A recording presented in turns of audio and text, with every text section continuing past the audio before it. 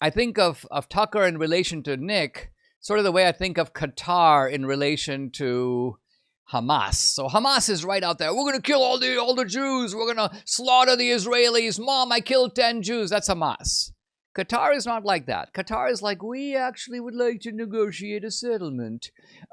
We think that we need to understand what drives Hamas to doing these things. Debbie goes, my Middle Eastern accent is very, very poor. This is not impressive. I don't sound like a sheikh. And this is probably true. But nevertheless, the intellectual value of what I'm saying stands. What I'm getting at is that Nick is like Hamas. He's like, at one point he even suggested that the Jews need to be all killed off. Tucker is more like Tucker wants to be like the more mainstream anti-Semite. Well, I'm just wondering if we need to sever our relations with Israel. I just wonder if Netanyahu needs to be imprisoned for life. I'm just asking. I'm not taking a position. In fact, I could go the other way. So the point of my releasing these texts was, first of all, to show that the problem here and the specific reason for releasing the texts is that Tucker is quite clearly trying to become, you could say, the new Charlie Kirk.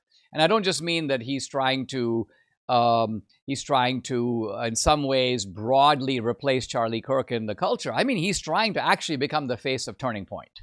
And some people at Turning Point seem to be kind of okay with that because Tucker is the headline speaker in their upcoming summit. And so they are opening the door, maybe paving the way.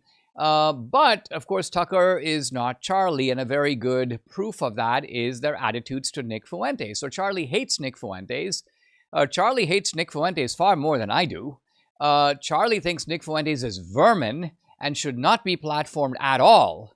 And I only released the text to highlight the distance between Charlie and Tucker. So the very guy that Charlie despised, and Charlie himself says to me, I've been trying to block this guy for 6 years. And Tucker is basically saying, I'm going to platform this guy. And it's not just I'm going to platform him, I'm going to softball him. I'm going to basically do a kind of cheerleading operation on him. And I'm going to bring him into, if you will, the larger fold. And I'm going to dare Turning Point USA to do anything about it. It's almost like FU Turning Point. Here I am. I'm going to do this. And what are you going to do? Cancel me?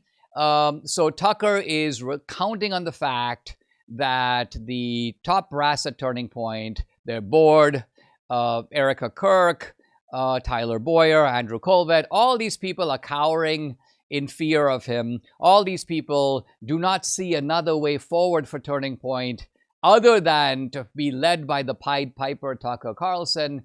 And this, I think, would be a fatal mistake for Turning Point. In fact, I think this would be, quite honestly, the end of Turning Point. It won't be the end of Turning Point immediately. Turning Point has been raking in money. Turning Point has gotten an ocean of global sympathy after Charlie's death. But let's remember, those things don't last forever. At some point, it is the organization itself, what it says, what it does, who represents it, the way it positions itself in the culture. And I'm quite convinced that anti-Semitism is not going to be mainstreamed in the Republican Party. The Republican Party cannot afford it, won't stand for it. Trump won't stand for it. If J.D. Vance goes for it, J.D. Vance himself is going to go down in flames. So ultimately what's happening here is not that Nick Fuentes is really being mainstreamed. What's really happening is that Tucker is putting himself outside the mainstream. And my proof of it is pretty simple. Name one mainstream conservative right now who's defending Tucker Carlson. None. All the mainstream conservatives are denouncing him. Now, there are a few people who are standing on the sidelines. They don't want to get involved, and I can kind of understand that. They don't want to be in the middle of this. But the only people who defend Tucker Carlson, like one guy today, I stand with Tucker Carlson. I'm looking at this guy. First of all, he has no shirt on. Second of all, he has the trademark baseball cap inverted, so you can see the adjusto strap to advantage. This is his kind of sartorial style. So yeah, you've got, a bunch of weirdos. I stand with Tucker Carlson. He's telling the truth. He's really got the Jews' number. You're going to have some people like that who are basically the residual Tuckerites. And they're going to hang with Tucker. But I don't believe that there's any future in that for MAGA, nor is there any future in that for the GOP. When I first came to America around 1980, I had $500 in my pocket. That's it. Now, if I'd been really frugal and not spent a penny of that money, what do you think it would be worth now? What could it actually buy now compared to what it could buy in 1980? Well, the answer, less than $130. Now, why is that? Because the U.S. government, through the Fed, is constantly printing money and devaluing your money. When the government prints money, there's more money chasing the same amount of goods and services. So guess what? Money goes down in value. Money buys less.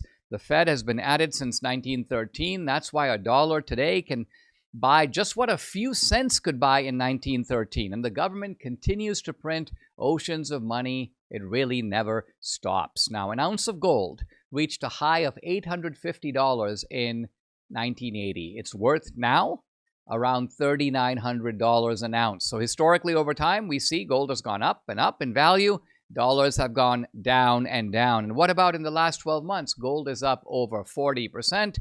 I believe now is the time to find out how you can diversify your savings with gold and silver. And this is why I've partnered with Goldco. They offer the best customer service for precious metals ownership. They are also the only gold dealer that offers a first-time gold buyer rebate of up to 10% in bonus silver on qualified purchases. There's no better offer out there, so take advantage. To learn more about how to safeguard your savings from the dollar's decline, go to dineshgold.com. Very simple, easy to remember, dineshgold.com.